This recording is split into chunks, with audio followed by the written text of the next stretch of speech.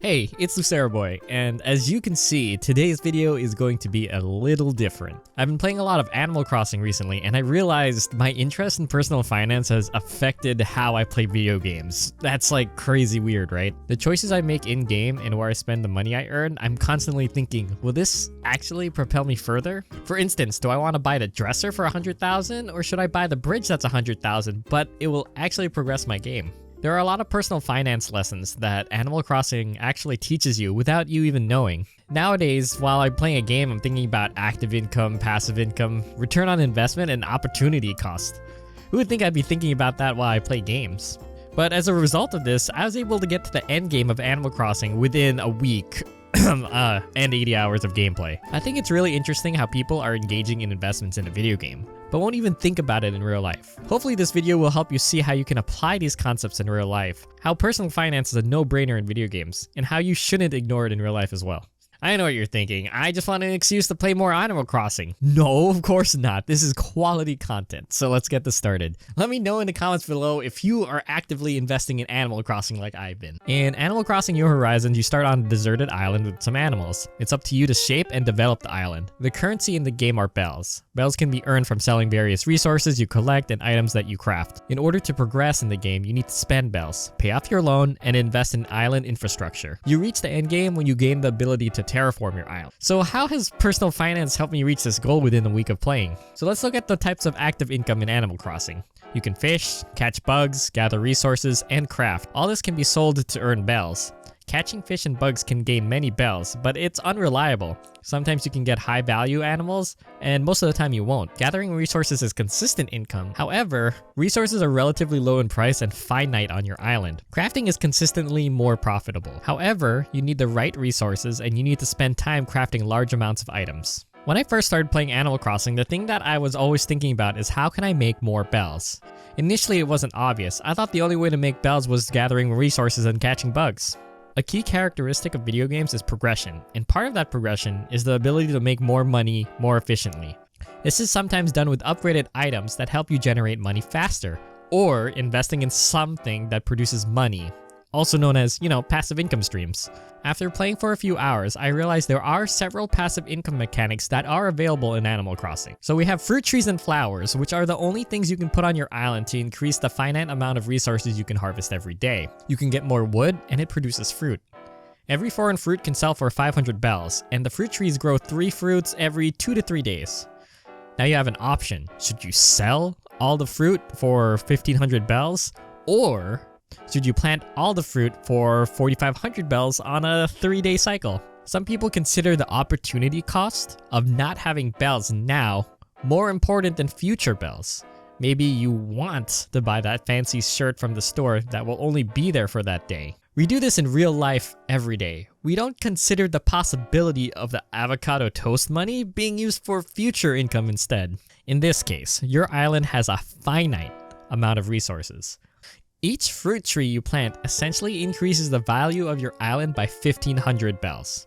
So maybe sell 2 fruits and plant 1. Or maybe you could be like me and end up with an island that looks like this. I know my island's a bit excessive, but trust me, fully customizing your island is expensive, and I'm planning for that. Not only do you get fruit, but you also get wood you can harvest and craft. Gathering from fruit trees is technically active income, but it's one of the only methods of actually increasing the profitability of your island. Fruit collecting is consistent and easy. Spending 1 hour creating an orchard ensures easy profit in the future, rather than the immediate income from fishing or catching bugs. Even when you're not playing, that fruit is growing. I like to think of it as every tree is 500 bells of passive income every day. Think of it like owning a rental property, or having stocks that pay dividends. Every day, there will be a glowing spot on your island. If you dig it up, you get 1,000 bells. Nice, right? What you can do is replant bells, and in about 5 days the tree will grow and sprout bell bags. You can consistently plant 10,000 bells and receive 30,000 bells after it grows. You can plant more than 10,000, but there is a chance you might only get 30,000 bells. Higher risk, but you can get up to 99,000 bell bags. This is a prime example of investing. You lose 10,000 bells today, but you multiply your money 3 times in 5 days. If this was possible in real life, everybody would do it. Unfortunately, real life doesn't have 300% returns. What does exist are high interest savings accounts that can give you close to 2% yearly, or CDs that have a guaranteed interest of 2% or more. You put money away today that will have more money in the future. So there is another currency in this game called Nook Miles. These are only earned from actually playing the game. As you progress, you can redeem these Nook Miles for plane tickets, clothing, and DIY recipes. You can even expand your inventory. You start with 20 slots and eventually you can expand it to 40 slots. Now, do you want to spend your Nook Miles on DIY recipes for an item you can display in your house? Or do you want to spend it on another 10 inventory slots? The DIY recipe offers a one-time value of obtaining an item, while the inventory expansion makes everything you do more efficient and the long-term gains are enormous. This is an example of purchasing things that give you the most value. Do you want to spend $1,000 on a new cell phone, or do you want to put $1,000 in a high-yield savings account that gives you peace of mind in the future? Every Sunday, you can purchase turnips from Daisy May. During the week, you can sell the turnips. The prices vary throughout a week, twice a day. The danger is if you don't sell before next Sunday, the turnips will rot. Typically, you can buy turnips for around 100 bells or lower. Throughout the week, the average price of turnips floats around 100, 150 bells. But there can be highs at 600 bells and even lows at 50 bells. Supposing you're not confident and will sell at 120 bells, that is a 20% profit. People would kill for a consistent return like that. People day trade for a 1% profit. Imagine the potential of 20% every week. Some people might hold out for the 500% return, but the 20% return is already great. You have to consider you didn't even have to work for that 20%. All you did was buy and sell later. Optimally, you can hold 4,000 turnips on a single trip, and at 100 bells per turnip is 400,000 bells. A 20% return is an 80,000 bell profit. Some might brush that off and say I can make that in 2 to 3 hours, but that's 80,000 bells you didn't have to work for. Our goal is to make more bells by putting in less effort. If we have to put in less hours and effort, we have more time to do other things. The cost is not having access to the 400,000 bells for a few days. You can expand your house by taking out a loan. You only need to expand once or twice to progress in the game. The other expansions are just to increase storage or for a nicer house. What's super nice is that there is no interest on that loan. What? No interest? Free money? Yeah, it's pretty much free money. You don't need to pay it off unless you want more space or an expansion. This is an extreme example of low interest debt. But this applies in real life. I used to think, why don't you just pay off an entire car with cash on day one? Why even finance it?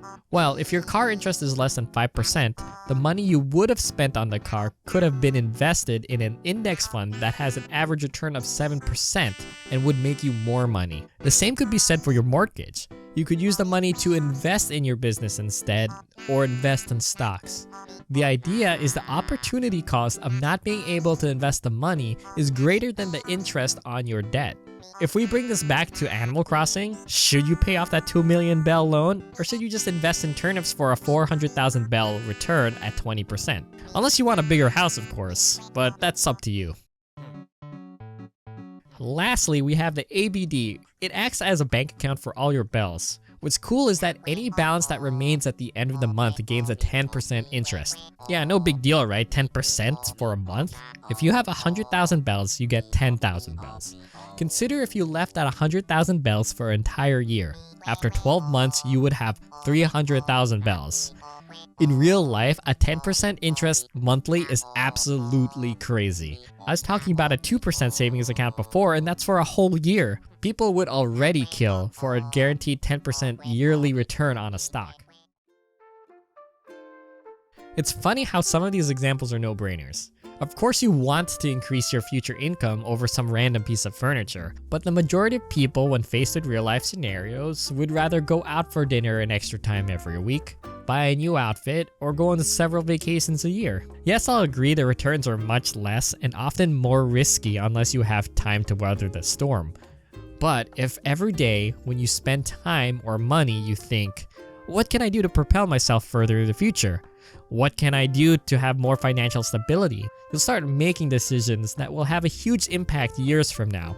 It can start with eating out less, then getting a roommate to help pay your mortgage, then investing the difference in the stock market, The little decisions we make now can compound into the future. I hope this silly video gave you a little window into personal finance. I have some referral links in the description if you want to open an investment account. You may get free money or stocks, and so will I. If you want to join our financial journey, subscribe, and I'll see you guys all next time.